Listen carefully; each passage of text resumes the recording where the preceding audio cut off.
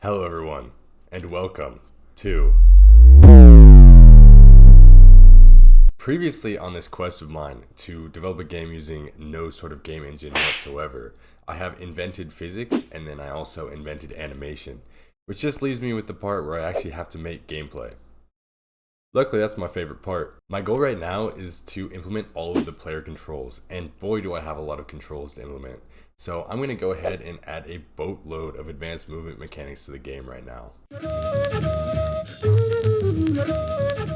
Since early on, I've already implemented move right, move left, and jump, which is honestly a great starting point because everything besides that is kind of extra. It does make it a lot more fun though. The first thing I'm going to do is actually make the player slower. That way I can add in a sprint mechanic. And this is nice because the player does move pretty quick at full speed, so walking allows the player to slow down and focus on some more precise platforming. All this takes is toggling a sprint boolean when the sprint key is pressed.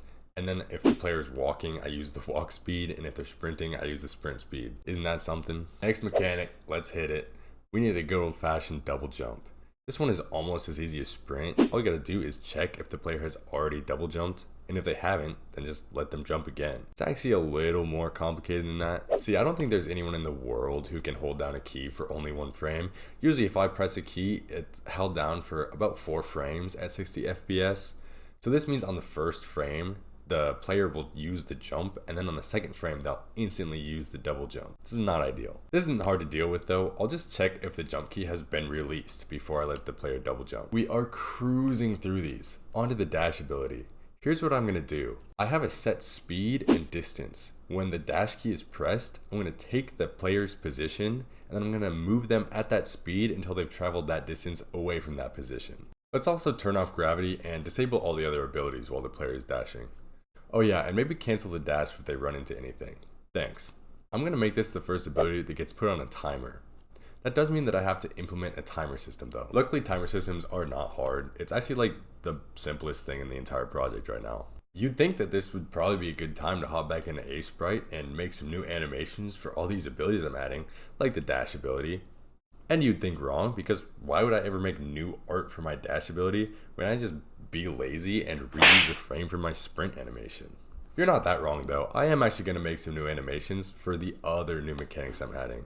And I know we've been doing this fun little one-by-one reveal, but I'm going to spoil the rest of the abilities. Here we go. First ability that's getting new art is the crouch ability. And let's hear it for the wall grab. Yeah, nice. Finally, with a little stroke of genius, I came up with this never seen before ability, where the player hits this kind of vertical dash back down the ground. I wonder what I should call it. Who knows. Side note, I know that these frames look pretty terrible, but the animation is only 2 frames long, so it's pretty hard to notice in real time. Back into the thick of this ever-growing player class, let's rapid fire these implementations. The S key is used to crouch, shocking, and it changes the player's top speed, except it makes them slower. And if they're moving fast enough, they'll hit this dope slide into the crouch. If the player hits the S key and they're not on the ground, they'll use the descent ability. Oh, hey, that's a pretty good name. We'll call it the descent ability. Anyway, their horizontal speed is frozen and their vertical velocity is sped up until they hit the ground. And the wall grab ability. Pretty self-explanatory. The player jumps into the wall and they stay there as long as they hold that direction. Yep. Actually, there is a little more nuance, and I'll get to that in a second. And that'll do it for the actual abilities, possibly forever, unless I think of something cool. Or if you guys think of something super cool, let me know if you think of something super cool and you think I should add it to the game. But anyway, there's more work to do before I'm satisfied, so let's get to it. Something that I always feel like makes movement feel really impressive is responsive animations, like to what the player does, you know? I'm thinking of Ori and the Blind Forest. Look at how when Ori lands, he squishes a little bit. It just makes it feel more like the player has a little bit of weight, and I want it. To make this happen, I'm gonna get back into the guts of my animator for a bit of a rework, and things might get technical. So everybody, let's just take a deep breath real quick. Right now I set the animation from the player class based on what the player is doing. This is great. We'll call these base animations because they're based on the state of the player. What I'm going to do is add a second type of animation called an intermediate animation. These are not based on the state of the player and they only play one time through. So in my animator class, I'm going to keep track of 3 animations: the base animation, the intermediate animation, and the current animation. The game loop will always use the current animation to animate the sprite, but the current animation will switch between the base animation and the intermediate animation. If I play an intermediate animation from the player class, that animation will show up in the animator. It will play through it one time, and when it gets to the end, it will remove it from the intermediate animation spot. So the current animation is just always the intermediate animation, unless there is no intermediate animation, which is actually most of the time. And then it becomes the base animation. And deep breath out. I added intermediate animations for when the player lands in a sprint, the double jump, and when the player starts a sprint. These are all pretty subtle, but I can always go back and give them better animations in the future. Quickly, before we're done here, there is one more animation adjacent task. I need to change the size of the player's hitbox. I'm talking about dynamically changing the size of the hitbox based on the player's state. Specifically for the crouching state, because the crouch ability doesn't actually change the size of the player right now. Originally, I just changed the size of the hitbox every time I changed a base animation, but that's a lot of changing the size of the hitbox, and I don't really need a dedicated hitbox for every animation. So instead, I made 3 player stages with their own hitbox dimensions, and I attribute every animation to one of those stages. Now the hitbox changes sizes, but not that often, and everything works perfectly, and I broke something, didn't I?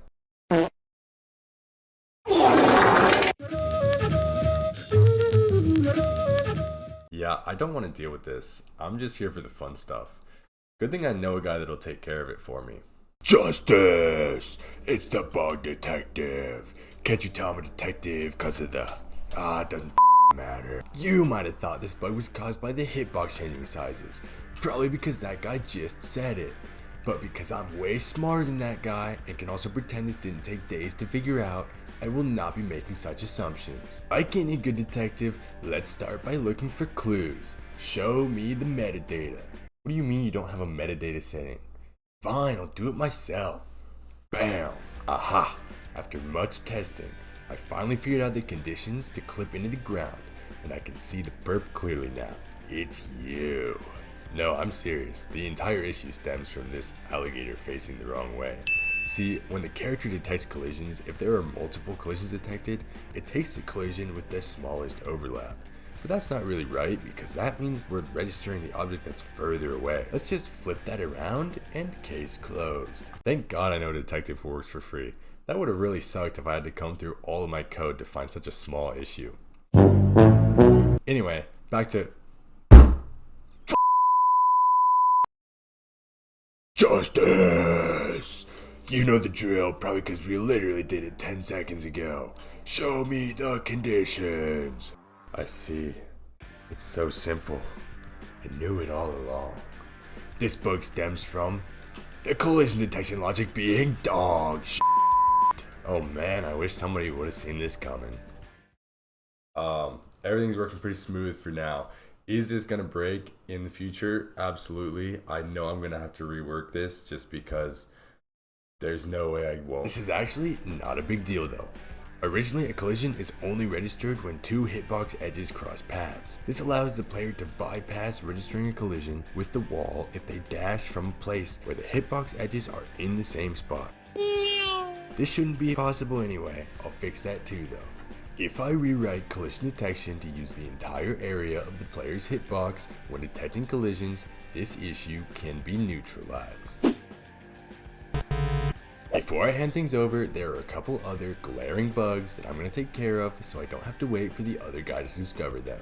First of all, if the player uncrouches while they're directly underneath an object, they will just clip into that object. Similarly, if the player is standing right next to a wall and their hitbox changes sizes to grow larger, the hitbox will just clip into that wall. Both of these can be fixed using probes. These are just temporary hitboxes used to check for collisions in the space that the player is trying to occupy. If a collision is detected, then the player can't uncrouch or the hitbox can't change size. Easy enough. Right then, everything seems to be in order, so let's close this puppy out.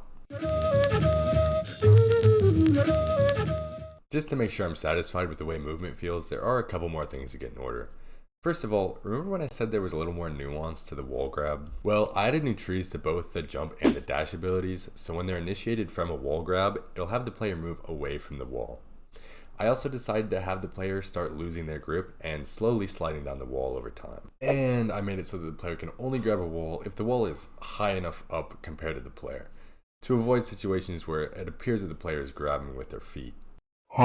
I also have 3 abilities which all override all the other abilities, so I have to figure out which is going to take precedent over which. Sort of a rock, paper, scissors stalemate. Except it's actually not. It's more of a ghost psychic triangle because descent and dash both override wall grab, and they can also both be used to cancel each other. And double jump also cancels descent. Last touch. To make movement more intentional, I took that check I was making earlier to make sure that the W key had been lifted before the player can double jump and just applied that to all jumps. Now the player can't just hold down the key and jump on contact with everything. No specific reason for this, I just like it better that way. Actually, I lied, one more thing. So I made this TikTok video about the descent ability and somebody commented that I should give the player a mega jump right when they land. So I did. I'm not sure if this is going to stay in the game, but let me know your thoughts in the comments. And that'll do it for advanced movement in the game for the time being. If you enjoyed, maybe drop a like and make sure you subscribe so you can stay up to date on the project. My plan moving forward is to start working on a combat system, which should be a lot of fun but also bring a whole new host of bugs. I also need to start doing something about these visuals soon. But until then, I'll see you next time.